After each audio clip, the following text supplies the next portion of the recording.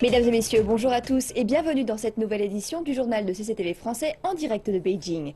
Nous ouvrons ce journal avec les relations sino-irakiennes. La Chine et l'Irak ont décidé de faire évoluer leurs relations vers un partenariat stratégique. L'information a été rendue officielle après la rencontre mardi à Beijing entre le président chinois Xi Jinping et le premier ministre irakien Haider al-Abadi en visitant Chine. Xi Jinping a déclaré que la Chine soutenait les efforts de l'Irak dans la protection de son indépendance et de sa souveraineté nationale. Le président chinois a par ailleurs affirmé que la Chine était prête à approfondir avec l'Irak la coopération dans tous les niveaux et dans tous les domaines, notamment celui de la sécurité. Il a également ajouté que la Chine renforcera sa coordination stratégique avec l'Irak dans le cadre de l'initiative Une ceinture, une route et aidera le pays dans la reconstruction de ses infrastructures importantes dans les domaines de l'énergie, de l'électricité et des télécommunications. Le président chinois a souligné que la Chine encourageait ses entreprises à investir en Irak dans de très grands projets.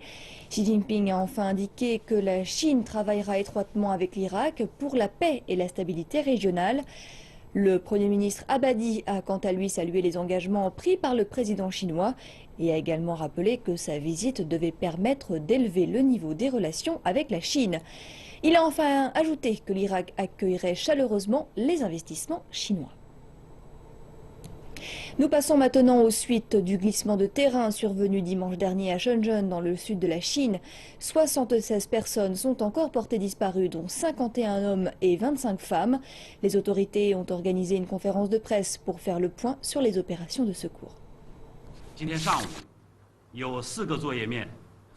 Aujourd'hui, dans la matinée, nous avons extrait des éléments partiels de bâtiments à l'intérieur de 4 sites d'excavation.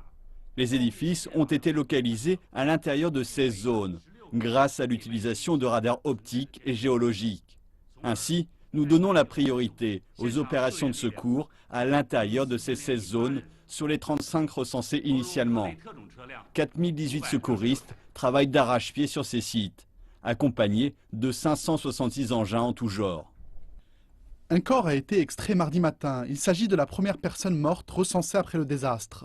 7 personnes ont été sauvées et près de 900 autres ont été évacuées en toute sécurité. 16 personnes hospitalisées sont actuellement dans un état stable. La plupart des personnes disparues sont des travailleurs migrants, principalement originaires des provinces méridionales du pays. Les autorités n'ont pas encore pu contacter leurs familles, ce qui complique encore plus le travail de recensement des personnes disparues. Le glissement de terrain survenu dimanche dernier recouvre une zone de 380 000 m² sur près de 10 mètres de profondeur. Plusieurs départements gouvernementaux s'activent ensemble dans les opérations de recherche sur la zone du désastre. La liste des entreprises impliquées dans la gestion des opérations de secours est encore floue. Les départements de régulation de la ville ont demandé aux opérateurs, notamment gouvernementaux, de conduire les opérations avec la plus grande vigilance en termes de sécurité et de stabilité des édifices détruits. Et autre conséquence de cette catastrophe de Shenzhen, des centaines de sans-abri, visite de l'un des refuges ouverts par le gouvernement local. Il est environ 19 h, 32 heures après la tragédie. À une dizaine de kilomètres de la catastrophe, le centre sportif de Guangming est devenu l'un des plus grands refuges temporaires pour les victimes du glissement de terrain. Ces dernières ont entendu parler du centre via les médias ou leurs amis. Et, au moment où elles arrivent, les bénévoles les guident à travers les formalités d'arrivée. Monsieur Wu et sa femme vivent dans le parc industriel depuis 8 ans. Le glissement de terrain a emporté le bâtiment adjacent au leur. Quand l'incident s'est produit, de nombreuses personnes ont couru vers la rue Changshou. Une demi-heure plus tard, la police et d'autres forces de secours sont arrivées et la zone a été fermée. Nous avons passé la nuit dans un champ et entendu parler de cet endroit par mon frère. Monsieur Wu et sa femme ont marché 10 km pour arriver ici. Cette nuit, c'est là qu'ils dormiront. J'ai été informé hier à 20 h qu'il y aurait un refuge temporaire. Puis j'ai réuni 200 bénévoles pour m'aider à apporter les couvertures et le matériel. De la nourriture chaude, des boissons et des lits faits par les bénévoles. Monsieur Wu se dit satisfait du refuge, même s'il ne dispose d'aucun lieu pour se laver. Diplomatie à présent et relations sino-sud-coréennes. La Chine et la Corée du Sud sont actuellement en pourparlers pour la délimitation de leurs frontières maritimes. Ces négociations ont pour but de renforcer la stabilité maritime et la coopération active entre les deux pays. Les discussions sont coprésidées par le vice-ministre chinois des Affaires étrangères, Liu Junmin, et son homologue sud-coréen, Cho Tae-yol. Les deux parties doivent échanger leurs points de vue sur les sujets les plus sensibles et discuter des plans à mettre en œuvre pour la suite des négociations. La Chine rappelle que les frontières maritimes doivent être délimitées en fonction de la distance proportionnelle à la longueur des côtes respectives des deux pays, mais la Corée du Sud entend quant à elle délimiter les frontières selon une égale distance entre les deux pays.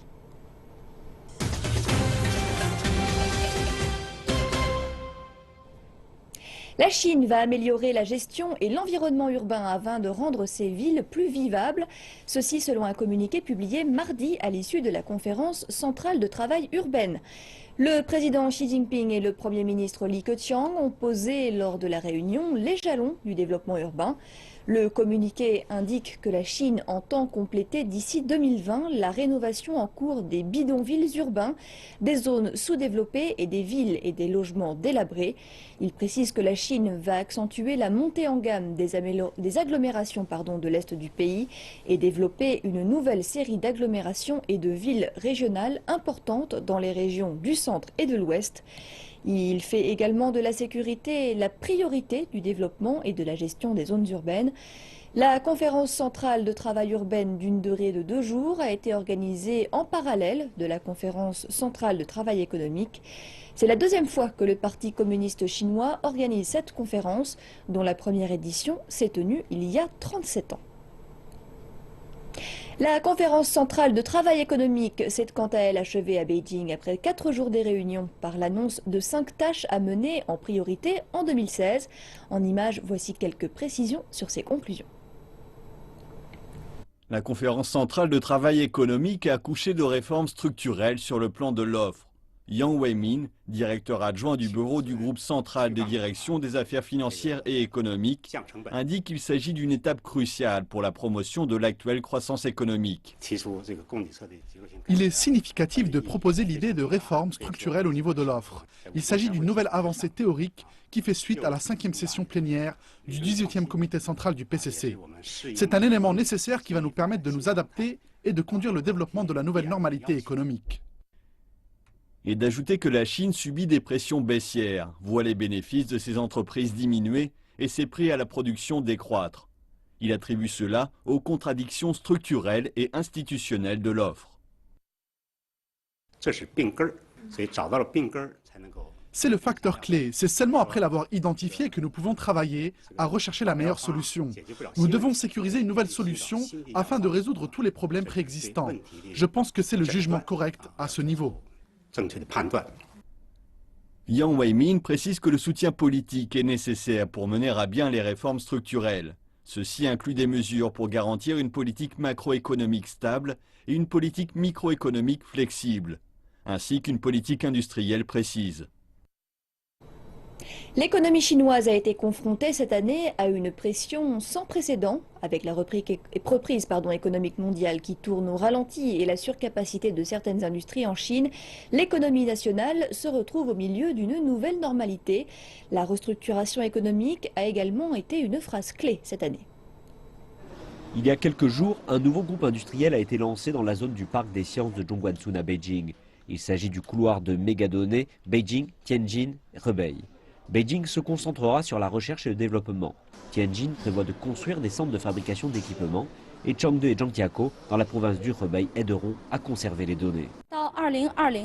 L'industrie des mégadonnées devrait permettre la création de plus de 500 entreprises de gestion de ce secteur et devrait gérer un revenu de près de 500 milliards de dollars, ainsi qu'un ensemble industriel disposant d'une chaîne industrielle complète. Utiliser la haute technologie pour créer une nouvelle ceinture industrielle est l'une des réformes envisagées pour cette région Beijing-Tianjin-Hebei. Les réformes sont conduites sous une pression sans précédent de l'économie.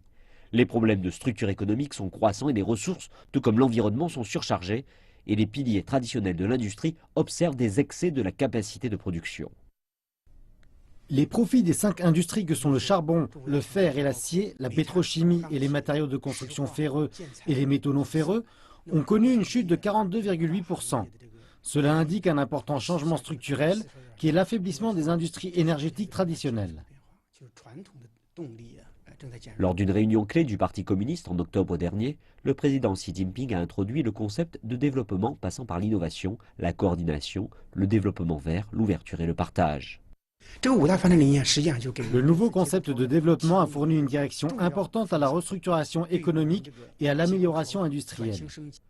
3 stratégies, une ceinture et une route, le développement collaboratif de la région Beijing-Tianjin-Hebei et la ceinture économique du fleuve Yangtze ont été discutés lors de la conférence centrale économique de travail de l'année passée. Et les plans détaillés y ont été présentés cette année. Les stratégies de la ceinture économique du fleuve Yangtze et du développement collaboratif de la région Beijing-Tianjin-Hebei ont permis la promotion d'une future évolution industrielle des régions centrales et de l'ouest de la Chine. Il s'agit là d'une optimisation de l'agencement industriel. Également cette année, le Conseil des affaires d'État a dévoilé un plan national sur 10 ans appelé « Fabriquer en Chine 2025 ». L'objectif est de transformer la Chine d'un géant manufacturier vers une puissance manufacturière mondiale. Les statistiques montrent qu'au cours des 3 premiers trimestres de l'année, les industries de haute technologie ont enregistré une croissance de 10,4%, soit 4,2% plus rapide que la croissance industrielle générale. Les chiffres de novembre montrent que le taux de croissance industrielle était de 6,2%, soit le niveau le plus élevé en 5 mois. Et l'industrie des équipements de haute technologie a émergé en tant qu'importante force motrice du développement. Cette année, la Chine a signé des accords sur le nucléaire d'une valeur dépassant les 10 milliards de dollars avec plusieurs pays, dont le Royaume-Uni, l'Argentine et le Kenya. Le comité permanent de l'Assemblée populaire nationale a entamé hier lundi sa nouvelle session législative. Les députés doivent discuter des propositions du Conseil des affaires d'État sur la réforme boursière. La proposition, une fois approuvée, permettra au Conseil des affaires d'État de modifier le système de cotation des bourses de Shanghai et de Shenzhen. L'objectif est de passer d'ici 2 ans d'un système basé sur les autorisations à un système d'enregistrement. La proposition détaille également les responsabilités du Conseil des affaires d'État et de la Commission de supervision des marchés financiers. Le président de la Commission, Xiao Gang, a précisé que la réforme permettra de développer un marché des capitaux sain. Nous devons promouvoir de manière stable la réforme de la cotation sur la base de l'enregistrement et développer un marché des capitaux sain et stable sur le long terme et canaliser plus de fonds vers l'économie réelle. Le nouveau système signifie également que les bourses prendront en charge le processus d'introduction en bourse et la longue liste d'attente de sociétés candidates. Actuellement, les introductions sont sujettes à l'autorisation de la Commission, qui décide à la fois des dates et du cours. Le nouveau système met l'accent sur la transparence des informations, tandis que le marché jouera un plus grand rôle dans la détermination des prix, des dates et de l'échelle. La Commission supervisera la quantité, la cohérence et le détail des informations dévoilées par les entreprises, renforcera le contrôle pendant et après l'introduction, intensifiera via des amendes la lutte contre les fraudes et les violations au niveau des informations, et fera régner l'ordre sur le marché et protégera les droits légitimes des investisseurs. Les députés doivent délibérer dans les jours qui viennent de la proposition, qui pourrait être adoptée dans la foulée. Économie toujours, alors que les groupes Vanke et Baoneng se sont lancés dans une bataille de mots, les marchés financiers et les investisseurs évaluent déjà l'impact d'une telle opération pour le futur. Selon un rapport récemment publié, la marque Vanke serait valorisée à plus de 30 milliards de yuans. Par opposition, le groupe Baoneng pèse largement moins que Vanke. Mais les analystes rappellent que Baoneng est devenu progressivement l'un des plus importants actionnaires de Vanke, ce qui représente un risque sérieux pour la valorisation de la marque du constructeur chinois. Et ce n'est pas tout. Le groupe Baoneng est engagé depuis quelques mois dans des opérations financières complexes qui lui ont permis de lever près de 40 milliards de yuans afin de racheter en masse des actions Vanke sur les marchés. Les analystes indiquent que de sérieux doutes subsistent sur la provenance légale des capitaux qui auront servi à l'acquisition de Vanke par Baoneng. Par ailleurs, la valeur du titre Vanke était à son niveau le plus bas au moment de la vague de rachat. Mais cette prise de contrôle agressive atteint désormais des proportions inégalées. Les analystes s'accordent pour signaler que ceux qui subiront de plein fouet la volatilité sur la valeur des titres seront avant tout les petits et les moyens investisseurs. Les investisseurs confirment cette tendance. Si la bataille sur le contrôle se poursuit entre les deux entreprises, cela devrait faire augmenter les prix des actions pendant la période concernée. Mais sur le long terme, la valeur des titres devrait décroître. Wang She ne représente finalement que ses propres intérêts. Qu'est-ce qui le pousserait à représenter les intérêts des petits et moyens investisseurs? Eh bien, je pense qu'il ne s'en soucie même pas. Si j'étais à sa place, je ferais les mêmes déclarations. Société pour finir, la Chine fait partie des pays qui ont le plus fort taux d'activité des femmes. Mais comme souvent ailleurs, les femmes chinoises font face à une multitude d'obstacles qui pénalisent leur carrière. Les plafonds de verre des entreprises, les préjugés et la maternité, pour n'en citer que quelques-uns. Selon la Banque mondiale, 70% des Chinoises ont une activité professionnelle, ce qui est plus qu'aux États-Unis. Mais seuls 8% des membres des conseils d'administration des entreprises chinoises sont des femmes, contre 15% aux États-Unis. Partons tout de suite à la rencontre de quelques-unes de ces femmes qui ont réussi à surmonter ces obstacles. Une nouvelle journée débute pour Eugene, mère de 2 enfants et associée dans un cabinet de conseil international. Des femmes occupant des postes importants tels que le sien sont rares en Chine. Le taux de femmes en Chine dans des positions élevées est environ 8%, alors qu'en Norvège, il est de 15 à 20%. Ce que nombre de sociétés ne réalisent pas est que l'amélioration de l'égalité entre hommes et femmes peut augmenter les performances de l'entreprise. Les sociétés ayant l'égalité des sexes dépassent les autres d'environ 20%. Réduire le fossé entre les sexes pourrait également améliorer l'économie mondiale. Si chaque pays ajustait ses progrès en matière d'égalité sur ceux de son voisin le plus dynamique, le PIB mondial pourrait augmenter de 12 000 milliards de dollars d'ici 2025. La Chine en bénéficiera le plus au niveau individuel, avec 2 500 milliards de dollars.